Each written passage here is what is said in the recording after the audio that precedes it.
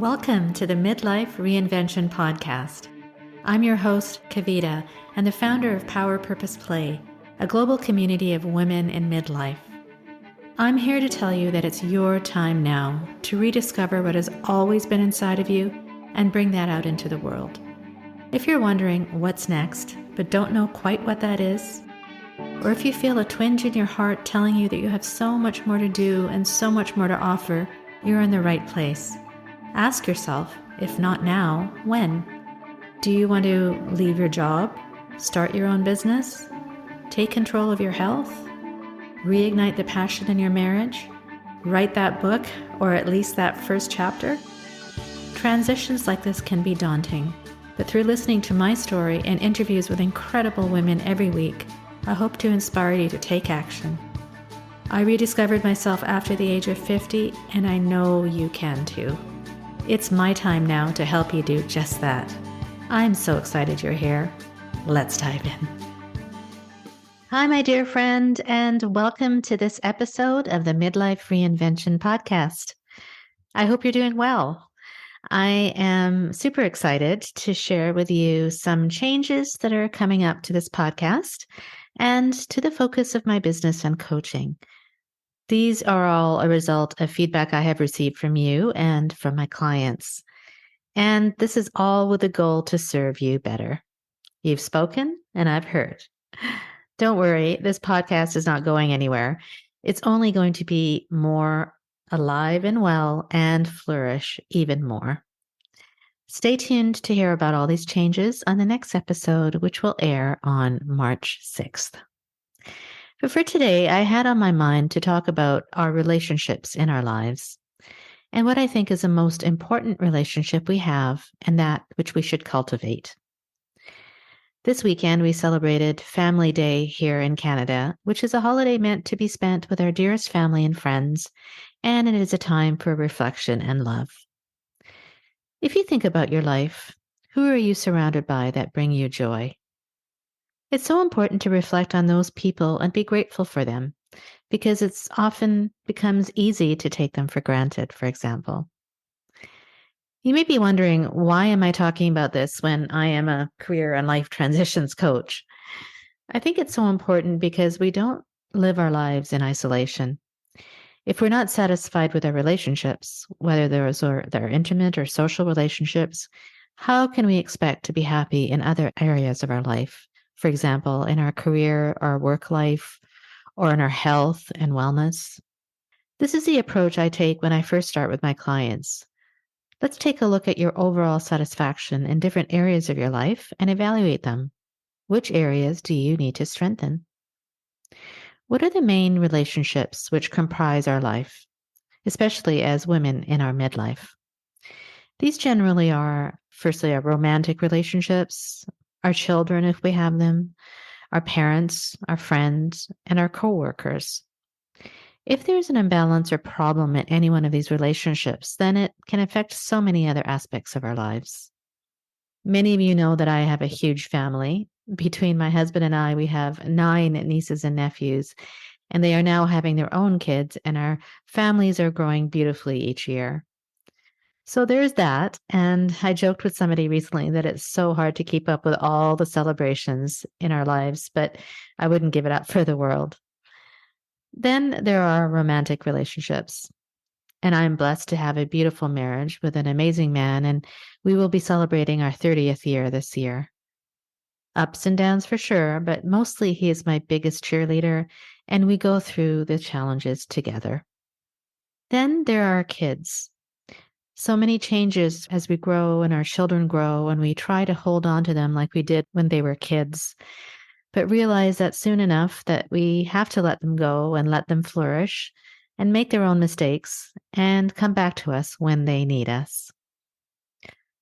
Then, of course, there are parents who have looked after us their whole lives, and now we have to look after them.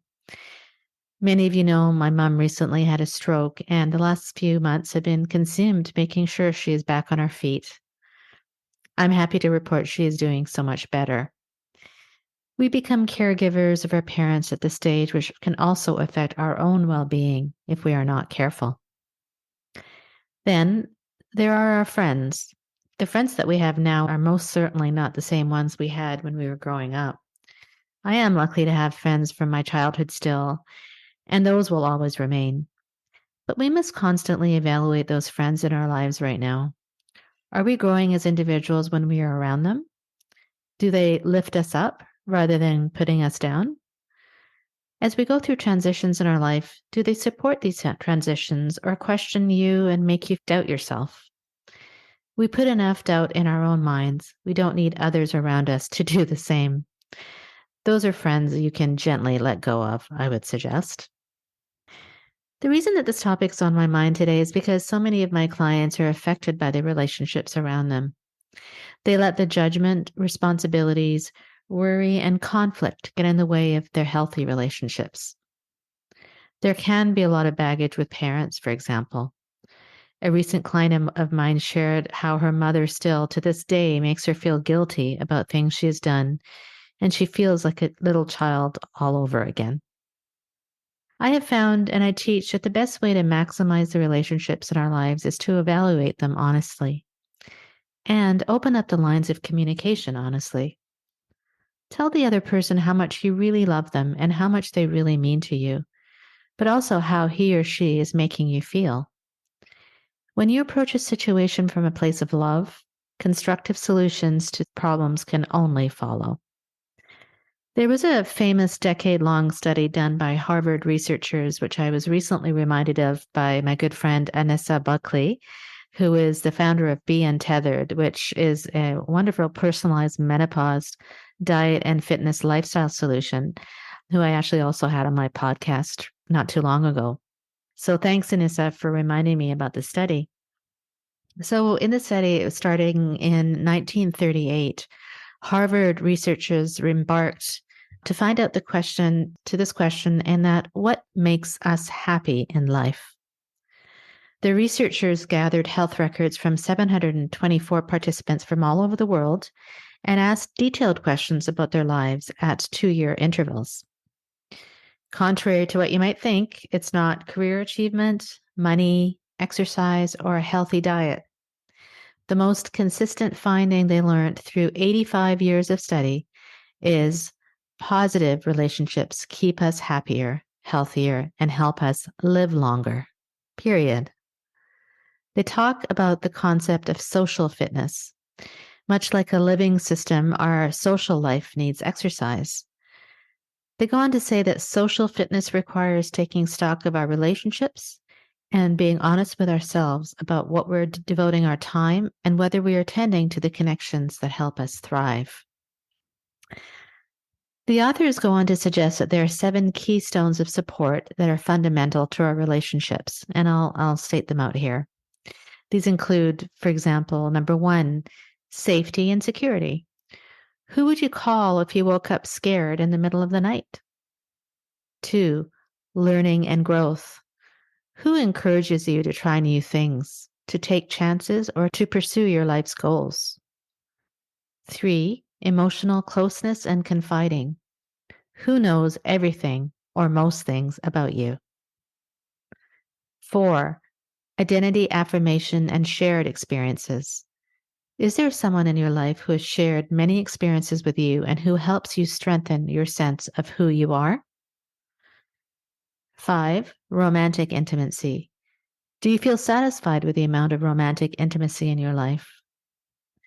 6, help, both informational and practical.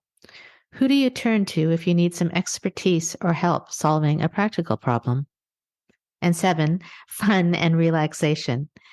Who makes you laugh? Who do you call to, for example, to go to a movie or to go on a road trip with?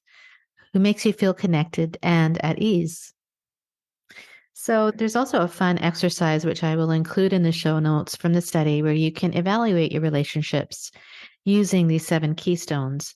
And it will help you identify which relationships in your life you're getting the support you need and those which you don't. If you look at the gaps in the chart, you might realize that, for example, you have plenty of people you have fun with, but no one to confide in.